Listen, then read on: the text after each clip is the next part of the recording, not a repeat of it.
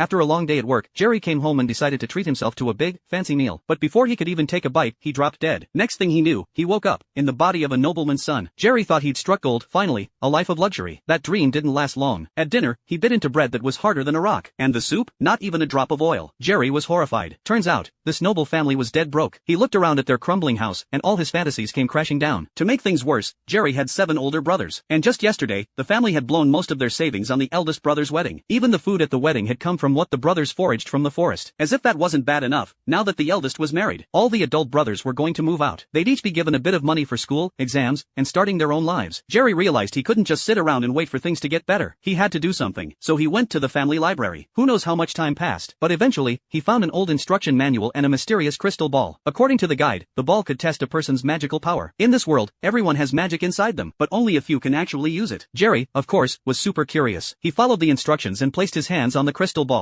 To his surprise, it reacted. Meanwhile, deep in the forest, a wizard suddenly sensed a burst of magic. Jerry realized he had real magical power, but that wasn't enough. If he wanted to get serious, he needed advanced magic books. Too bad their library was useless, so he asked his dad. His father simply said, "I can't read. Now go gather firewood from the forest." Out in the woods, Jerry started mimicking spellcasting moves he'd seen on TV. But nothing happened. Just as frustration began to set in, a wizard appeared out of nowhere and said, "Finally, I've found someone who gets it."